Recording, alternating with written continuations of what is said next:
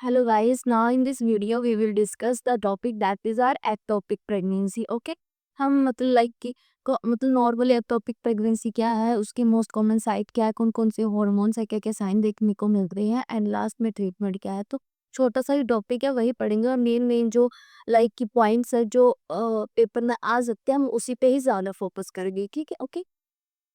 सबसे पहले ectopic ectopic का मतलब क्या है? Pre mature,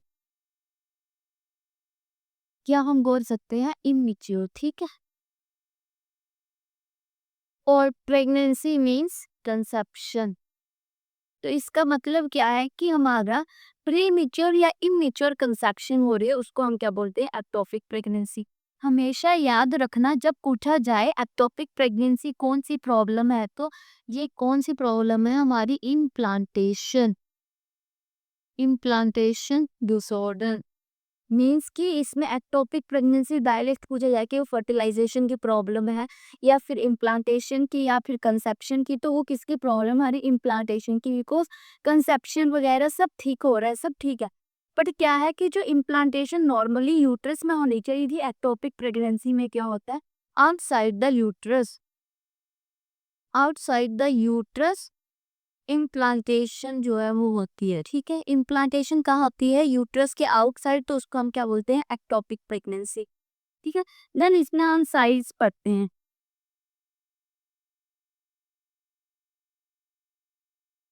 most common site जहां पर हमारी एक्टोपिक प्रेगनेंसी होती है वो है हमारी ampoule, sorry, fallopian tube.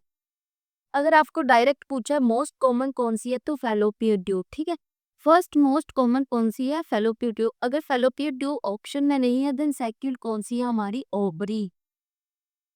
Third one is our abdomen, abdominal cavity या पेरिटोनियल कैविटी।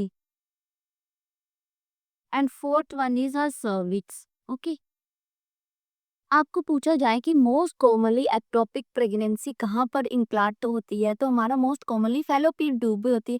अगर फैलोपियन ट्यूब ऑप्शन में नहीं है, देन हमारी ओवरी में होगी, और अगर ये दोनों भी ऑप्शन में नहीं, देन हमारा राइट आंसर क्या होगा? Abdominal cavity. ओके, आपको स्पेसिफिक पूछा है कि फैलोपियन ट्यूब में भी मोस्ट कॉमनली कहाँ होती है, तो हमारा एम्पुला। फर्स्ट क्या है हमारा? Most common ampulla. अगर एम्पुला ऑप्शन में नहीं दिया है, देन हम बोल सकते हैं हमारा इस्थमस। एंड लास्ट जो थर्ड वन हमारा ऑप्शन रहता है, दैट इज द इंटरस्टिशियल, क्या हम बोल सकते हैं? इंटरम्यूरल, इंटरम्यूरल। ओके, अगर आपको डायरेक्ट, अगर आपको तो ऐसे पूछा है डायरेक्ट ये फैलोपियन ट्यूब ओवरी एब्डोमिनल, तब तो हमारा राइट आंसर क्या होगा? फैलोपियन। अगर उसमें भी स्पेसिफिक पूछा, देन हमारा राइट आंसर क्या रहेगा? एम्पुला। ओके, क्या होगा राइट आंसर? एम्पुला। और अगर इन केस एम्पुला ऑप्शन में नहीं होता, देन हम इस्टमस कर सकते हैं। एंड लास्ट पर is the interstitial, intramural. Okay, ठीक है, इसमें हमेशा याद रखना एम्पुला में क्यों, मतलब कि हम बोलेंगे इम्प्लांटेशन होती है, बिकॉज लार्ज साइज होता है इसका, लार्ज साइज होता है। तो और दूसरा यहीं पर फर्टिलाइजेशन होती है। जब फर्टिलाइजेशन होती है तो क्या हुआ कि हमारा जो पेरिस्टालसिस मूवमेंट है या कार्टी जेनर जो मूवमेंट है वो क्या है? सॉरी, कार्टी जेनर सिंड्रोम है, मीन्स की सीरियम मूवमेंट नहीं है या पेरिस्टालसिस मूवमेंट नहीं है। तो उसमें क्या होगा कि फर्टिलाइजेशन तो होगी, साथ में वो वहीं पर ही क्या हो जाएगी? इम्प्लांट हो जाएगी, क्योंकि वो आगे मूव भी नहीं कर पाया जाइगोट इस करके। और दूसरा इसका साइज जो है वो लार्ज रहता है। दैट्स वाई जो एम्पुला हमारा वो मोस्ट कॉमन साइट है इम्प्लांटेशन। अब लाइक आपको ऑप्शन दिया है कि most common site of the ectopic pregnancy. Okay, आपको फर्स्ट दिया है Fallopian tube, cycle is the ovary, third is the cervix and fourth is the ampulla. तो राइट आंसर क्या होगा? एम्पुला, क्योंकि जर्नल हम तब सिलेक्ट करते हैं जब सारा ही ऑप्शन जर्नल में। बट आपको क्या ऊपर फैलोपियन ट्यूब दे रही है, क्योंकि लाइक कि आपका दिमाग वैसे चले। बट आपको ये इन्होंने स्पेसिफिक भी दिया है, तो आपको जर्नल के बीच में जाकर स्पेसिफिक जो है वो आंसर फिल करना होता है। ओके, तो मतलब राइट आंसर हमारा एम्पुला होगा। इस चीज को हमेशा याद रखना, ऑप्शन हमेशा 4 के 4 पढ़ने होते हैं, क्योंकि जब एग्जाम पैटर्न आता है तो वैसे ही होता है कि आपको जो अब वाला है वो नॉर्मली जर्नल दिया था जो सभी को पता होता है। स्पेसिफिक जो है वो नीचे दिया होता है, क्योंकि कुछ लोग क्या करते हैं, ये कुछ स्टूडेंट मतलब फर्स्ट ऑप्शन पढ़ के हाँ फेलोपियर ट्यूब चलो ठीक ठीक कर दो, ठीक है राइट आंसर, और बाद में चेक करें तो वो गलत हो जाए, क्योंकि एम्पुला तो उसमें सबसे नीचे दिया था ना, तो right answer is the ampulla. समझ आ गया? ओके। देन जो एक्टोपिक प्रेगनेंसी है, इसमें हमारे दो हार्मोन्स काम करते हैं। एक्टोपिक तो क्या, नॉर्मल प्रेगनेंसी में भी हमारे दो हार्मोन्स रहते हैं, एक होता है हमारा beta HCG, second one is progesterone. Normally beta HCG का लेवल क्या होता है, 48 आवर्स के बाद डबल होता है, बट मैं आपको बताया था कि इसमें क्या रहता है, ये इंक्रीज तो होता है bit after 48 hours.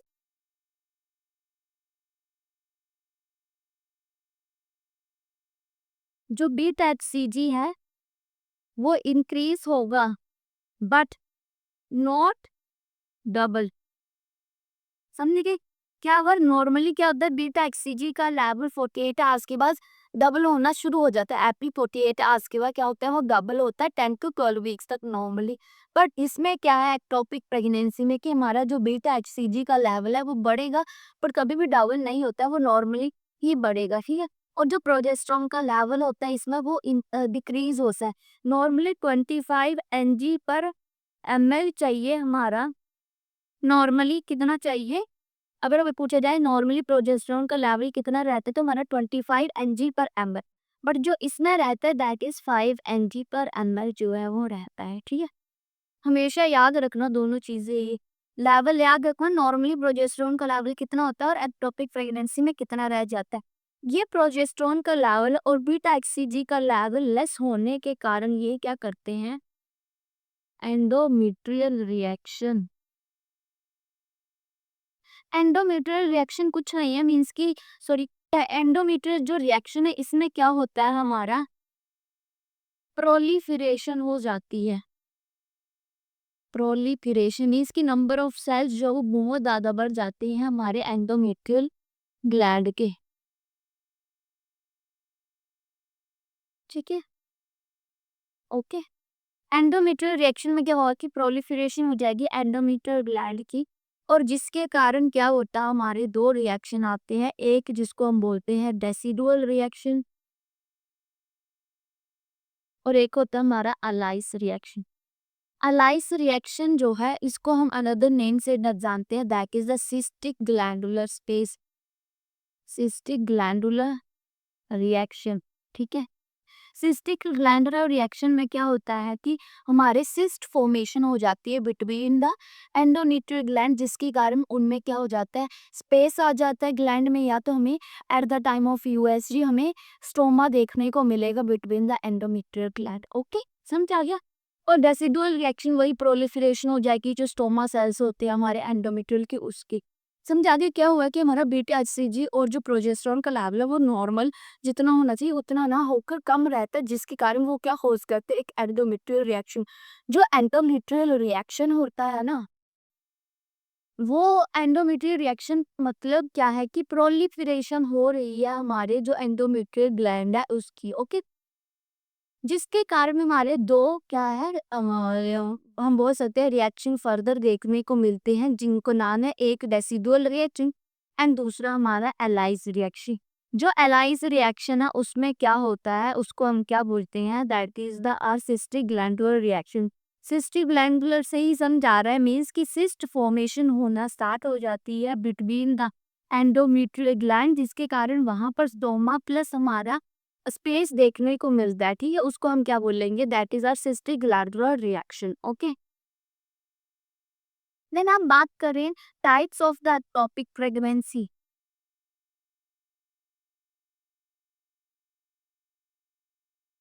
Ectopic pregnancy के टाइप बेस्ड ऑन हमारा आउटकम के ऊपर, ठीक है।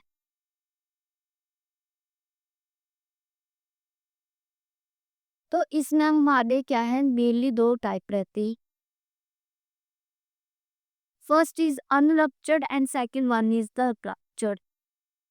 जो अनरप्चर्ड अनरप्चर्ड और इसको अनदर नेम से जानते हैं, that is a tubular ovular, tubular abortion, ठीक है।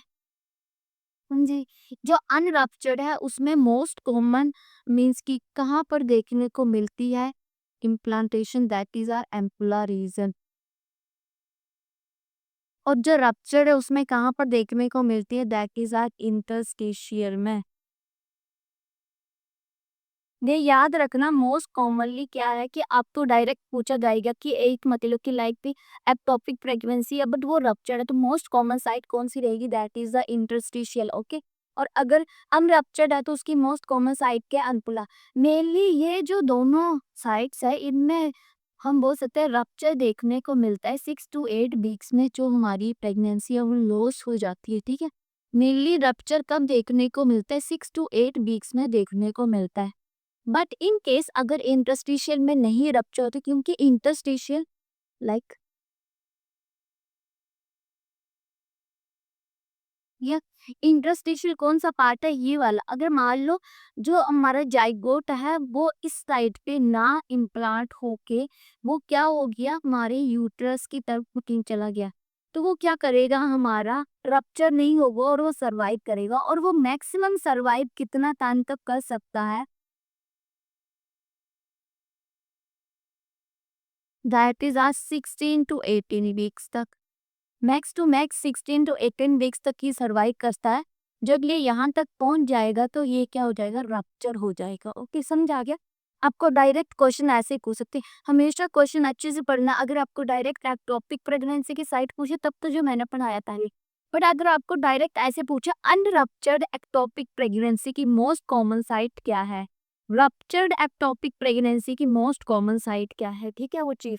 मैंने क्या बोला, रप्चर, ये दोनों रप्चर हो जाती है मोस्ट कॉमनली 6 to 8 वीक्स पर। ओके, बट अगर इन केस इंटरफिशियल में जहाँ पे उसकी ग्रोथ होनी चाहिए वो ना होकर यूट्रस साइड पे चली गई।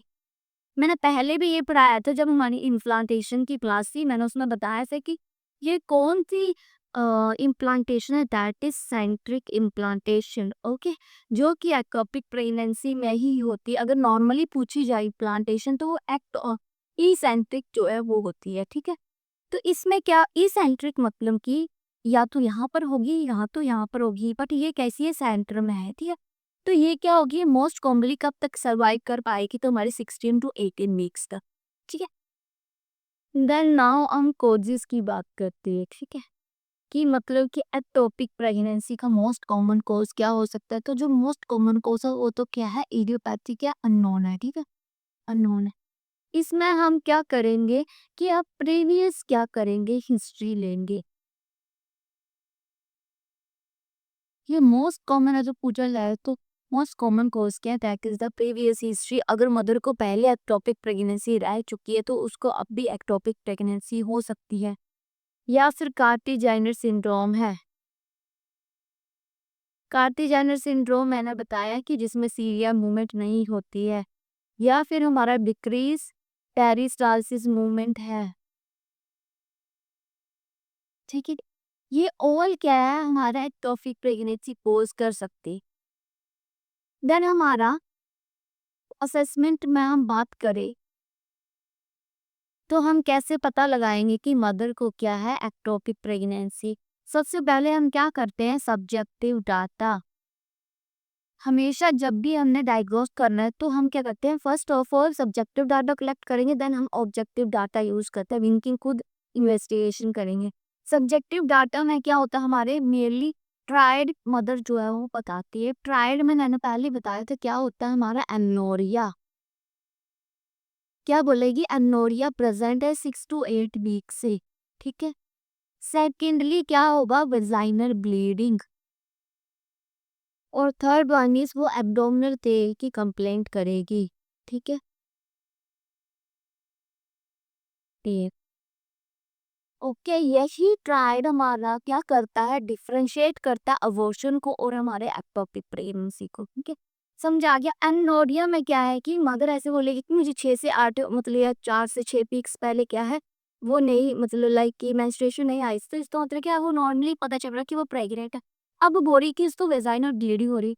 Vaginal bleeding does not indicate, ठीक है, ये नहीं इंडिकेट करती है कि क्या हुआ है, हमारा रप्चर्ड हो गई है। ठीक है,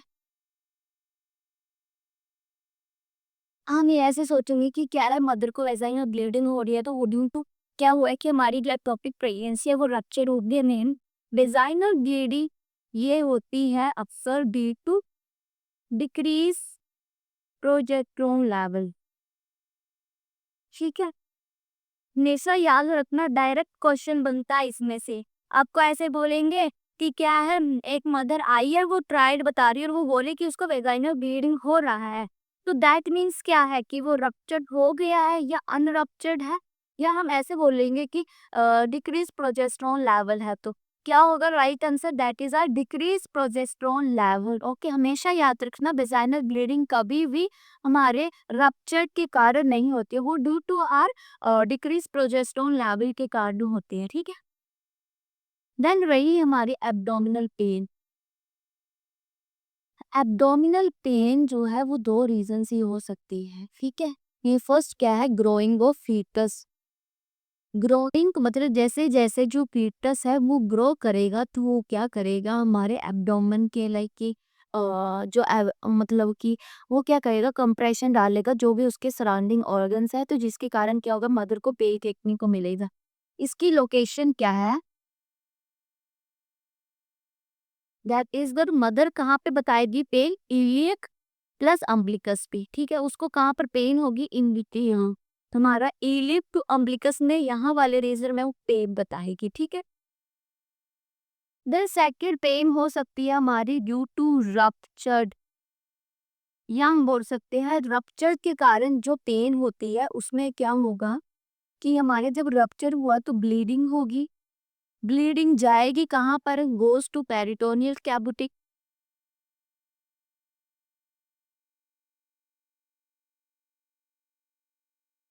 जहाँ पर हमारा क्या होता है, लाइक क्या हम बोल सकते हैं कि हमारा पाउच ऑफ डबल्स देखने को मिलता है।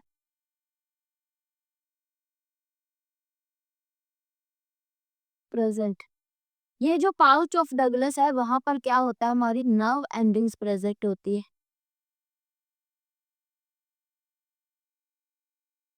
उन पे क्या डलता है, हमारा कंप्रेशन। जब ब्लीडिंग आएगी तो ब्लीडिंग बहुत ज़्यादा होगी और वो पेट्रोनी कैविटी साइड जाएगी, वहाँ पर हमारा पाउच ऑफ डगलस रहता है और वहाँ पर हमारी नर्व रहती है। तो क्या करेगा, ये जो रप्ट ब्लीडिंग है या जो ब्लड है वो क्या करेगा, उन नर्व एंडिंग्स को कंप्रेस करेगा, जिसके कारण क्या होगा, पेन होगा।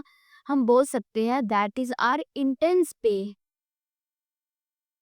या हम बोल सकते हैं रेफर्ड पे, मीन्स कि बहुत ही ज्यादा सीवियर पेन जो है मदर कंप्लेंट करेगी। ओके, समझ आ गया। ये जो पेन रहेगा वो मेनली कहाँ पर रहेगा, एब्डोमिनल रीजन थी। और ये जो पेन है जो अनरप्चर्ड, ये इंडिकेट किसको कर रहा है, हमारे अनरप्चर्ड को। ठीक है, अब आप डायरेक्टली डिफरेंशिएट कर पाओगे ना, आपको लाइक ऐसा आ रहा है क्वेश्चन में कि आपको क्या है, आपके पास एक एक्टोपिक प्रेगनेंसी की मदर आ रही है और वो कंप्लेंट कर रही है कि उसको पेन हो रहा है। एक और बात, जो हमारा ये जो पेन होता है वो लेस इंटेंस होता है, मीन्स कि इतना ज्यादा सीवियर पेन नहीं है। ठीक है, तो क्वेश्चन कैसे आए कि एक्टोपिक प्रेगनेंसी की एक मदर आई थी, उसको क्या है, वो पेन की कंप्लेंट करी है कहाँ पे, अम्बिलिकस और इलियक रीजन के बीच में। बट वो पेन क्या है, इतना ज्यादा इंटेंस नहीं है, लेस इंटेंस है। ठीक है, तो वो क्या है कि रप्चर्ड प्रेगनेंसी है, एक्टोपिक प्रेगनेंसी या अनरप्चर्ड है। तो आप लाइक डायरेक्टली आपके माइंड में आएगा कि हाँ, अनरप्चर्ड में क्या होता है कि हमारा ग्रोइंग ऑफ फीटस के कारण पेन होती है और लोकेशन कहाँ पर रहती है, तो वो लेस इंटेंस होती है, तो इसका मतलब क्या है, वो अनरप्चर्ड है।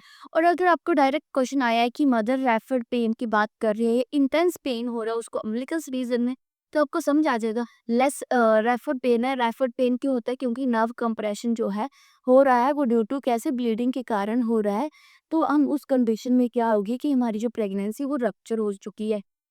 ठीक है, आपको डायरेक्ट ऐसे क्वेश्चन आएंगे, लाइक सिनेरियो बेस में आपको डायरेक्ट यही क्वेश्चन आएंगे कि ये वाली मदर है, वो ये करके आई है, ये कंप्लेंट है उसका ये है, तो आपको उसका डायग्नोस बताना है। ठीक है, समझ गए।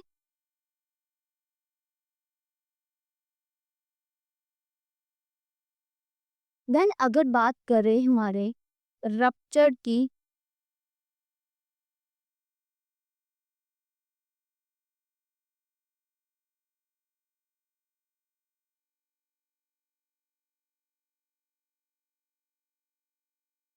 जो हमारा रप्चर हो चुका है तो इसमें हमारा क्या होगा, इन्वेस्टिगेशन क्या करेंगे हम, दैट इज द कार्डोसाइंथेसिस।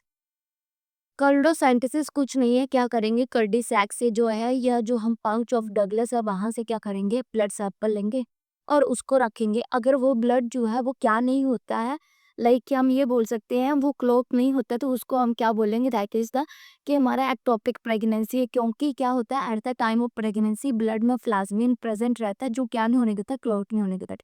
तो रप्चर में हमारी इन्वेस्टिगेशन क्या रहेगी, कार्डियोसाइटोसिस, और जो हमारा अनरप्चर्ड है उसमें हम क्या करते हैं, दैट इज आ यूएसजी।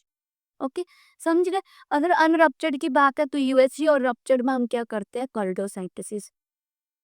जो रप्चर्ड प्रेगनेंसी वाली मदर आई है तो हमें पता है कि वो बहुत इंटेंस पेन में आई है, तो हमारा इसमें सबसे पहला जो नर्सिंग रिस्पॉन्सिबिलिटी क्या रहती है, that is a resuscitation. Resuscitation का मतलब क्या है कि फ्लूइड देना मदर को, प्लस O2 सप्लाई, प्लस मतलब कि ब्लड क्रॉस मैच करके रखना, ठीक है, क्योंकि उसको अगर ब्लीडिंग हो रही है तो बहुत ज़्यादा ब्लीडिंग होगी, तो हम उसमें पहले से ही प्रिपेयर रहेंगे, ठीक है। देन इसमें एक और साइन हमारा देखने को मिलता है, that is our Cullen sign. Cullen sign सभी को ही पता है, जो कि मोस्ट कॉमन साइन भी है एक्टोपिक प्रेगनेंसी में। इसमें क्या होता है, ब्लूइश डिस्कलरेशन, ब्लूइश डिस्कलरेशन हो जाती है हमारी अम्बिलिकल रीजन पर, ऑन अम्बिलिकस रीजन, ठीक है। क्यों होती है, तो वही सेम की ब्लीडिंग हुई है, वहां पर क्या हो गया है कि ब्लीडिंग जो है वो स्टोर हो गई है, तो उसके कारण क्या हो गया, वो ब्लूइश डिस्कलरेशन शो कर रही है। एक और जो सबसे इम्पोर्टेंट हमारा एक्टोपिक प्रेगनेंसी में साइन है वो क्या है, कि आपको ऐसा आएगा, मदर आ रही है, मदर कंप्लेन कर रही है, पेस इन लोअर एब्डोमेन या फिर left side of abdomen, and ये पेन रेफर हो रही है हमारी राइट साइड ऑफ शोल्डर, ठीक है।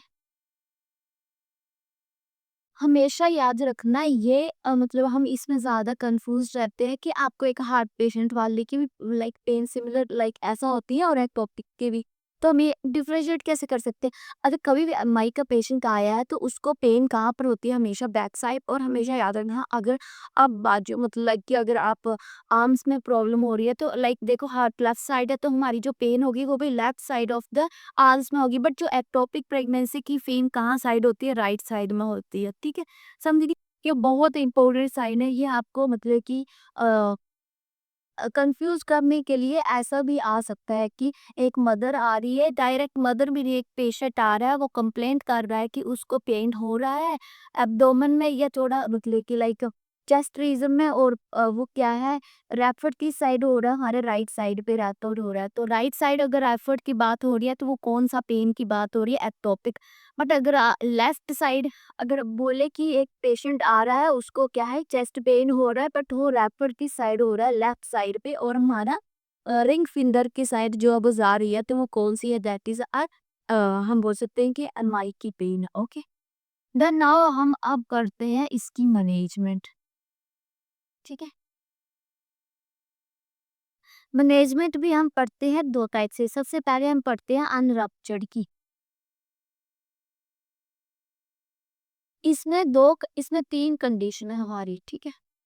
फर्स्ट कंडीशन में क्या है कि बीटा एक्सीजी का लेवल लेस देन 5000 है, इंटरनेशनल यूनिट, और हमारा जो एक्टोपिक प्रेगनेंसी का साइज है, ectopic pregnancy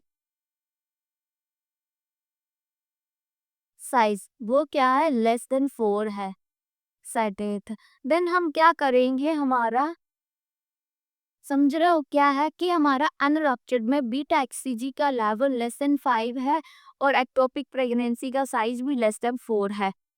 then drug of choice क्या होगी हमारी, मीथोट्रेक्सेड। ये जो मीथोट्राइजेट है ये हम कितना देते हैं, दैट इज 50 mg पर केजी के हिसाब से, सॉरी पर मीटर स्क्वायर के हिसाब से, सॉरी। मीन्स कि जितना ज़्यादा सरफेस होगा उतना ही हम मीथोट्रेक्सेट देंगे, बट ये जो मीथोट्रेक्सेट है इसमें हम क्या करते हैं, सिंगल डोज ही देंगे, ठीक, ओनली सिंगल डोज कीमत, ठीक है। क्या हो गया कि अगर 5000 इंटरनेशनल यूनिट से कम है बीटा एक्ससीजी का और जो साइज है वो 4 सेंटीमीटर से कम है, देन हम मीथोट्रेक्सेट ड्रग चॉइस देते हैं, जो कि 50 mg हम देंगे पर मीटर स्क्वायर के हिसाब से, और सिंगल डोज ही देंगे। इन केस अगर बीटा एचसीजी का level less than 5000 international unit है, प्लस साइज क्या है वो लेस देन 4 सेंटीमीटर है, in that condition nothing to do, ठीक है, कुछ नहीं करेंगे, और क्या हो जाएगा इसमें अपने आप ही हम जस्ट ऑब्जर्व करेंगे फॉर द ऑटोलिसिस। समझ आ गया? इसमें क्या होगा कि अगर बीटा एक्ससीजी का लेवल कम है तो वो खुद ही अपने आप क्या हो जाएगा, वो ऑटोलाइज जो है वो हो जाएगी, ठीक है। इन केस अगर बीटा एक्ससीजी का level more than 5000 international unit है, प्लस जो साइज है वो भी मोर देन 4 सेंटीमीटर है, तो इन दैट कंडीशन हम क्या करते हैं, सर्जरी जो है वो परफॉर्म करते हैं। हो नहीं। ये क्या कर रहे हैं तो हो ठीक है हाँ। सर्जरी जो है वो परफॉर्म करेंगे। सर्जरी हमारे दो टाइप की होती है, एक हम करते हैं साल्फिंजेक्टमी और एक हम करते हैं साल्फिंजोस्टमी। साल्फिंजेक्टमी मीन्स कि हम जो फैलोपियन ट्यूब है उन्हीं को ही रिमूव कर देंगे, और ये हम किसमें करते हैं, 40 ईयर्स से अगर अबव वुमेन है या फिर कंप्लीट फैमिली है, ठीक है। कंप्लीट फैमिली है और 40 ईयर्स से ऊपर है मदर की एज, देन हम क्या करेंगे, साल्फिंजेक्टमी, टोटल फैलोपियन ट्यूब को ही रिमूव कर दे। बट इन केस अगर क्या है, मदर की एज लेस देन 40 ईयर्स है और प्लस इनकम्प्लीट फैमिली, अभी उनका एक भी बेबी नहीं है या एक ही है, तो इन दैट कंडीशन हम क्या करते हैं, साल्फिंजोस्टमी करते हैं। साल्फिंजोस्टमी में क्या करेंगे, जो फैलोपियन ट्यूब है उसमें इंसिजन लगाएंगे और जो हमारा फेटस है, ये जो कंसेप्टस है उसको हम रिमूव कर लेंगे। फिर जो बाकी हमारे एंड्स बच गए वो हम ऐसे ही रिमेन ओपन रह देंगे और वो अपने आप ही क्या हो जाएगा, ज्वाइंट हो जाएगा, ठीक है। समझ रहे? हमारा क्या रहेगा, अनरप्चर्ड में अगर तो लेस देन 5000 इंटरनेशनल है, बीटा एचसीजी और 4 सेंटीमीटर, देन मीथोट्रेक्सेट देंगे। ड्रग ऑफ चॉइस अगर डायरेक्ट एक्टोपिक प्रेगनेंसी की पूछे तो वो क्या मानी, मीथोट्रेक्सेट, ठीक है। और आपको ऐसा भी क्राइटेरिया दे सकते हैं कि एक मदर आ रही है, हमने उसका बीटा एचसीजी लेवल चेक करा तो वो क्या है, लेस देन 5000 है और साइज भी लेस देन 4 है, तो हमारा क्या ट्रीटमेंट, मतलब चॉइस ऑफ मैनेजमेंट क्या रहेगी, तो हमारा ड्रग हम गिवन करेंगे, दैट इज मीथोट्रेक्सेट, कितनी डोज होती है वो याद करना है, ठीक है। सेम ये ऐसा ही, ये आपको डायरेक्ट ऐसे आएगा कि बीटा एचसीजी का लेवल मोर देन 5000 है और जो साइज है वो मोर देन 4 सेंटीमीटर है, और जो मदर है वो अभी 32 ईयर्स की है और उसका अभी एक ही चाइल्ड है, तो हम क्या करेंगे, इन दैट कंडीशन हमारा सर्जरी परफॉर्म करेंगे, दैट इज द साल्फिंजोस्टमी। साल्फिंजोस्टमी ओटमी इसकी ओपनिंग एंड साल्फिंजेक्टमी जिसमें हम एक्टमी बोलते हैं, तो वो क्या है, रिमूवल करता है डायरेक्ट, ठीक है। और रही बात हमारे रप्चर की, तो मैंने रप्चर में आपको डायरेक्ट बताया था, सबसे पहले हम क्या करेंगे, अगर रप्चर की बात है तो रिसेसिटेट करेंगे पेशेंट को। रिसेसिटेट में क्या है कि हम उसके वाइटल साइन चेक करेंगे, प्लस ब्लड ग्रुप चेक करेंगे, न्यूक्लियर की क्रॉस मैचिंग, देन फ्लूइड उसको चढ़ाएंगे, मेनली फ्लूइड कौन सा चढ़ाते हैं, दैट इज द INS। और जो है ना फर्दर लाइक ही ऑक्सीजन देनी है तो ऑक्सीजन देंगे, अगर ब्लड एडमिनिस्टर करने की जरूरत है तो वो करेंगे, ठीक है। सेकंड क्या करेंगे, फर्स्ट तो हमारा मैनेजमेंट प्लान देगी रप्चर में, दैट इज द रिसेसिटेशन, ठीक है। सेकंड हमारा क्या रहेगा, हमने क्या करना है, प्रिपेयर करना है मदर को, प्रिपेयर करना है फॉर लेप्रोटोमी या फिर हमारा लेप्रोस्कोपी, ठीक है। सबसे बेस्ट क्या है हमारा लेप्रोटोमी। लेप्रोटोमी में क्या होता है, हमारा लिटरल इंसिजन लगाते हम क्या कर देते हैं, जो भी बीच का पार्ट बचा उसको रिमूव करके जो है वो लाइक ब्लीडिंग को स्टॉप करने का ट्राई करते हैं, ठीक है। ब्लीडिंग क्यों हो रही है, बिकॉज वो रप्चर हो गया है और अभी क्या है, कंसेप्टस भी अंदर है, तो हम क्या करेंगे, लेप्रोटोमी में क्या करेंगे, डायरेक्ट लेटरल इंसिजन लगा के जहाँ पर ब्लीडिंग हो रही है, जो चीज़ रप्चर हुई है उसको निकाल देंगे, ठीक है। समझ आ गया? ये हमने क्या-क्या पढ़ा एक्टोपिक प्रेगनेंसी में, एक तो को किसकी प्रॉब्लम, वो मोस्ट इंपॉर्टेंट क्वेश्चन है हमारा वन लाइनर में कि एक्टोपिक प्रेगनेंसी किसकी कौन सा डिसऑर्डर मीन्स कि वेदर फर्टिलाइजेशन वेदर इम्प्लांटेशन, ठीक है। फिर हमने पढ़ा मोस्ट कॉमन साइट, तो हमेशा याद रखना चारों ऑप्शन पढ़ने हैं नीचे तक कि कौन सा डी ऑप्शन में क्या लिखा है, ठीक है।